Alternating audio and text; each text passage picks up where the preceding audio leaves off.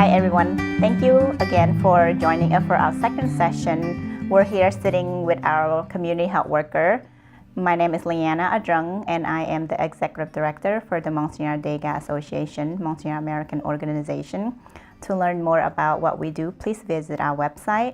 So before we start our conversation today, we would like for you guys to go ahead and introduce yourself, tell us your name and what one thing that leads you to doing community work. Hi everyone, my name is T and community health worker for the MDA, and I am doing community health worker just because of my background as a refugee. And which community you serve again? I'm serving Burmese community and Kareni communities. My name is Prince Mundeke, pastor of El Shaddai Vision Church. I work as community health worker in MDI, and I decided to join MDI because I feel like my community, Swahili community, need to know more about what's going on as a refugee, as a former refugee and pastor. I believe that they have to take responsibility so that everybody can be safe. Hello everyone, my name is Hatong. I am a community liaison at the Monsignor Dega Association. My heart has always been for family and children, especially for the immigrants and refugee community. And I have to say thanks to my mom, the one lead me to this kind of work at a very young age. She used to be almost like a community health worker when we were still in Vietnam, and she used to help spread information about diseases, health, in agriculture and stuff like that. And she would take me to meetings, to events, and to people's houses to spread information. And she carried that into her regular daily basis too. I'm Mary. I'm also a community health worker for the MDA representing the Senegalese community. And what inspired me to do this work is because of my past and how my mother grew up. And our community needed to be a little bit more educated on what's going on around today. And I also, just like your parent, my mother also did this type of work too and led me here. Throughout your experiences working in your community, can you guys share one of the top challenges or the top needs that you think other people need to know in your community? I think mental health should be something that we need to talk about more. I just think it's a very difficult topic to address, to discuss, and to find the solution for. And especially these past 2 years during COVID, then it's just very difficult for the community members and also for us too as a community health workers. Anyone else relate? Like, do you see mental health as something that need to be addressed, or how can a provider help your community when it comes to that topic? As a community for refugee, mostly one of the top problem is the mental health, because they came to a new country and they don't know anyone. And also back in refugee, mostly became refugee because of civil war or something like that. So those past traumas that they came with, and also when they came here, like they don't know the culture and stuff like that. So those life pressure in the society just keep piling up from them. So I think we should definitely focus on the mental health as one of the top ones.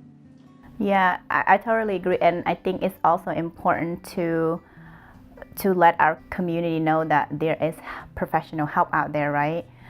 In the American culture, people seek help, counseling help, something like that, but that is something that we might not be aware of seeking help. Mm-hmm. What about you, Pastor Prince?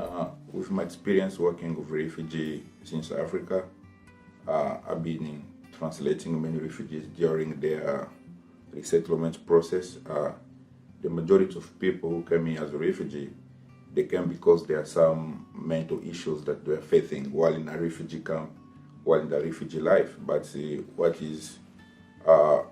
problem is when they arrive here, they much focus on how they'll start making income. So I came here myself. I had so many issues with the mental situation because I spent like 12 years in a refugee camp. But I never see somebody ask me, hey, this is the mental facility, because I need to see, after going through the war, bomb, there are a lot of things that I went through. I needed somebody who would talk to me. So the only thing I rely on was my religion, because by praying, I believe that God healed me.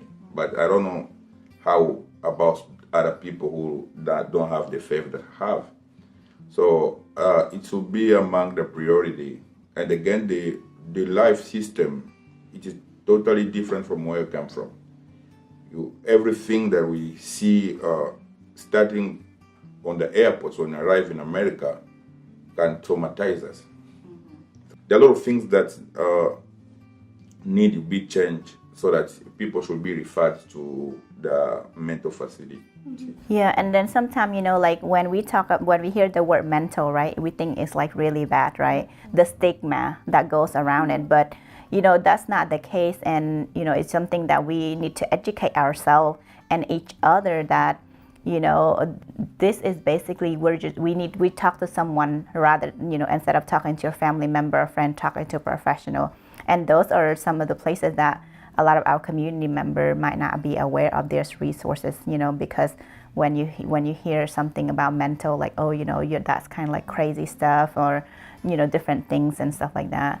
What are your experiences, Mary? I know back home they don't really take it serious or see it as a problem. Like you said, when you think of mental, it's very negative. Mm-hmm. So they experience all this trauma, and then when they get here, like most people are like kind of shy or have like a lot of pride to go seek professional help. And then even if they are referred to someone, they look at it as a bad thing. So they're not able to open up and express themselves. And I think that might be one of the issues. They're not really able to communicate what happened to them or their past, or even like express their emotions. That's one of the problems. Like a lot of people don't know how to open up about their feelings, and even sometimes they don't know what they're feeling. So like the depression is also a big thing with mental health, and some people don't know that they're depressed. So when they do go seek help, they're kind of confused on what's going on about them as well. So yeah, I would just say mental health is a very big issue, and they need to prioritize it, especially because they try to put it on the backhand and kind of like say it's not that big of a deal. I can handle it myself. But I think, yeah. So that just brings back to, we need to talk to each other and encourage each other to talk to other people when it comes to like, I'm feeling sad, I just don't want to do anything, right? Because this and that happened and stuff like that. You guys, I heard I heard Pastor Prince and Mary mention trauma, right? You all mentioned trauma. So do you think those are like trauma is one of the things that cause mental health issues in our community, in the refugee and immigrant community? Like Pastor Praise briefly mentioned about bombing and mentioned about war. So when you go through those, it just live with you forever. You just one of my family, now my community members, all of them go through that. About I heard one of them talking about, sometimes I still dream about those events in the past. So it's really hard to get rid of them for them. Yeah. So the trauma that either Pastor Prince mentioned, like something in refugee camp, right? And some people was in war in refugee camp. Those trauma that never got resolved, or you never got a chance to talk to people, that's still haunting you like 10 years, 20 years later, because you never had a professional help to really deal or how to cope with those trauma, right? Just one more thing, and especially for those who lost their loved one during that event. But there must be some reason why you get resettlement to USA. For you to be chosen, whether there is some situation that they see you've been through that makes them to decide to bring you in America. So the majority of people who came here don't come through massive resettlement. They come because they want to see a protection office of UNHCR and explain the situation they are facing. So when they arrive here in America, so they know, I think they should be hired, as they have case managers, there should be also some psychological specialists in the refugee offices to help also in trauma situations. I think that's a good idea to have a clinical social worker, because clinical social worker are trained therapists as well to have in those agencies. I think that would be really good, something that they, in the future that agency can have. I think that would be very helpful because, like 3 months is where they help you with housing and stuff like that, and then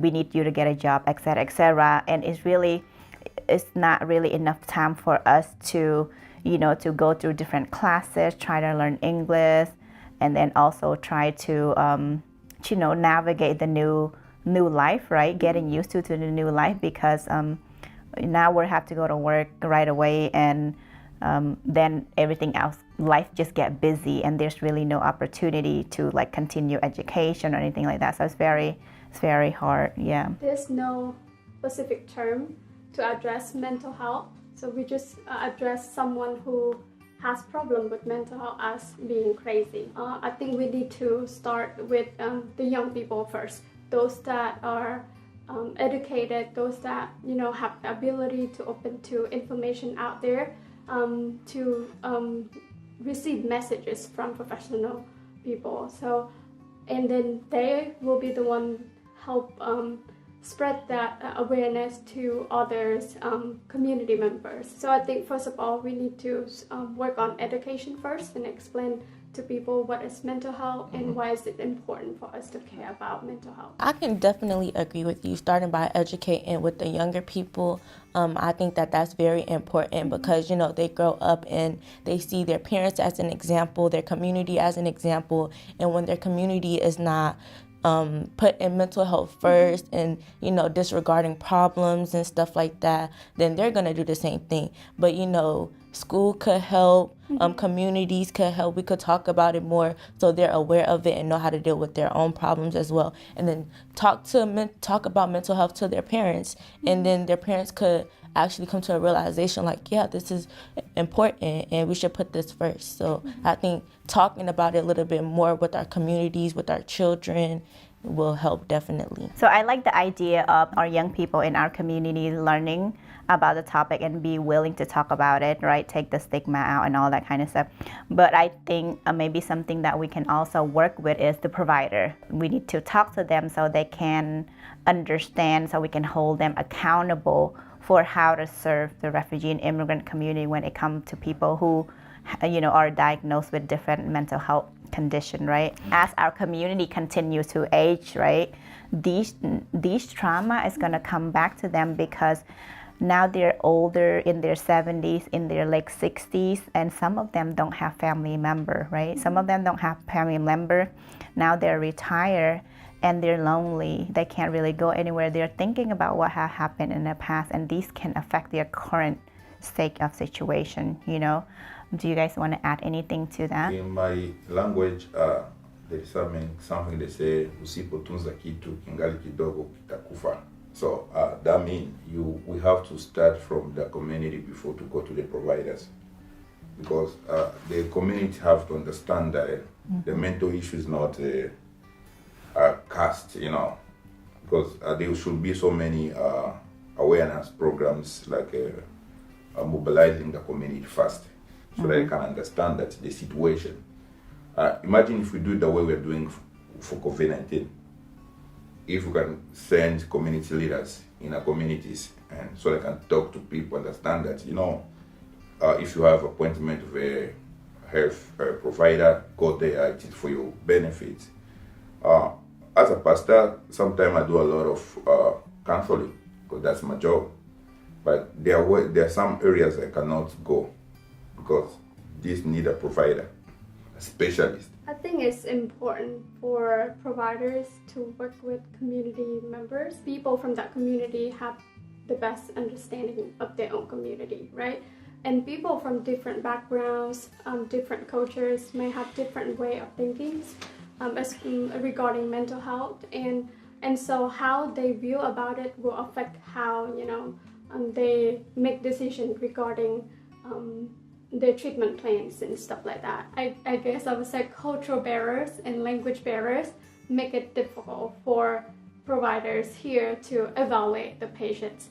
And so I think having a better understanding of that culture is really important. Earlier, Pastor Brent mentioned, as a community leader, you are getting called 24/7 versus a provider or an agency, might work there from 9 to 5, right? So with that being said, you sometimes have to represent the community member. So it is important for provider to collaborate with community leader and as well as with patient, right? All we're asking for provider or whoever to take that extra step to work with us. The last question that I wanted to talk about is the aging population, right? Like for example, our community member, the Monsignor community member, we have been here over 30 years now, and a lot of people who came in the 1986, 87, or in the early 1990s, right?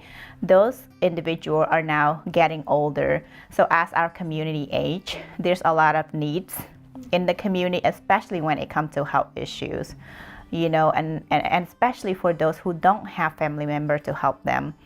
So do you guys want to maybe add something if you have experience with working with people who are older and the needs that they need, and what do we need to ask from the provider to collaborate with us and the patient as working with the elders in the community? First thing I would say is you mentioned trust. I think that, like you said, the provider should take an extra step to building that trust with the patient, because every culture is different and everybody perceives help different, medicine different and stuff. So I feel like maybe if the provider take the extra step to understand their culture, understand how they feel about medicine and treatment and stuff, building that trust relationship and also understanding how they perceive medicine and treatment. For example, on filling out the application. For general population, they just, somebody could just drop off the form, or they could go pick up the form, or somebody could just finish this form online or over the phone. That's it, it's done. But for our people, we had to recruit volunteers. We had to recruit people that transport these folks to our office, make appointment, and then we had to recruit some interpreters to interpret. And one form normally just take 10 to 15 minutes, but guess what? It takes 30 minutes to 45 minutes to finish for just one person. And so, it took us the whole day to finish 20 forms. We talk about collaboration, we talk about trust, we talk about accountability. So the three people that need to be in the table: the patient, community leader, community health worker, etc., whoever, and then also the provider. So those are the extra step that we have to take. And I want to thank you guys for sitting here today and talking to us about what you have seen, the challenges and stuff like that. So I think before we close out the conversation, maybe we can talk offline and just kind of make a plan, right? Make a plan on how we can continue the work, how can we recruit more young people to come to the table, so that they are aware of the mental health issues, the aging population, etc., etc. Thank you to everyone who's tuning in today. Again, if you wanted the opportunity to volunteer and also to make a donation to the organization, we ask that you visit our website. So thank you so much.